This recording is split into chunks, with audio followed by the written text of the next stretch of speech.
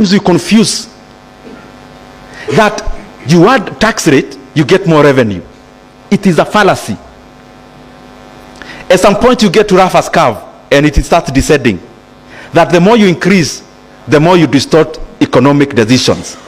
So if I was to buy a car, I see you've already paying for my money, so I hold back that expenditure. Holding back that expenditure means even the retro you could have gotten, you'll not get it. That is something I have seen we have also to take very seriously as a country. So that even as we make tax policies and revenue policies, let's look, and it cannot be arbitrary. I mean, you cannot just sit down and say, now tunapeleka hii kodi hapa, you get more money. There has to be some research based on it.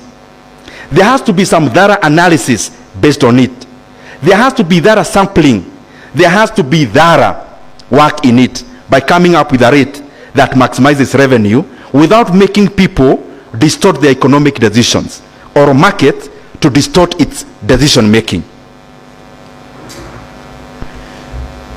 We did the finance bill of 2023, which was fairly debated as the one for last year. Now, this is the most shocking thing. The Kenyan revenue to GDP ratio in the year 2023-2024 was around 16%. I want you to see the trend. In the year 2019-2020 was around 15%. In the year 2023, that year, was 14-point-something%. In this current year, up to date, it is around 14.7%. Now, when you do robust revenue-raising measures in terms of policy, they should come with commensurate revenue from it. Kodi ikiongezewa, for example, pay, there should be commensurate revenue in the basket of revenue from this money you have taxed. Tunashikana hapo. Why is it that even when you raise the rate, then in the basket of money, there is not that money? Why is it that the revenue growth in Kenya never noticed finance bill of 2023? That the graph, if you are given a graph without labeling, you will not pinpoint those 2 years. You will not see them because the revenue never changed other than the ordinary changes it usually has. I'm talking about that analysis of revenue maximizing tax rate. Why is it that even when we have a very corrosive, when we have a very debatable policy around tax and it passes, why is it that we cannot see this money in the other side? Possibly this could be the reason. You come, maybe you are earning some money here, the government takes it at the payee level. Napenda kuita unakatia stima kwa transformer. You know, when money is deducted from your payee, ni kama stima imekatiwa kwa transformer. So it actually never reaches your hands. Now when you cut money from the payee level, when you cut money at that level, let's say in my disposable income, you already knock off 8,000 shillings from it. That is the money you are sending your uncle somewhere in Nyamira. That is the money you are sending your auntie somewhere in Kisii. Now, you no longer send them that money.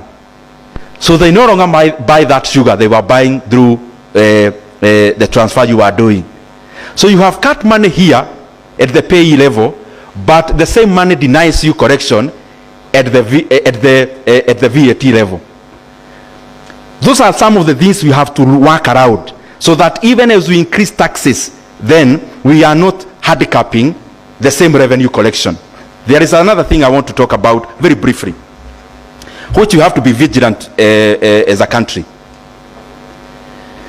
In Nigeria is one of the economies, by the way, which are very good. It has very rich people in terms of, in Africa, you only get black billionaires, majority of them being domiciled in Lagos, Nigeria, out of Nigerian money. Now, Dagote cement, BOA cement, they grew around what? You come and put in some duty for imports of the commodities they manufacture, primarily cement by that time.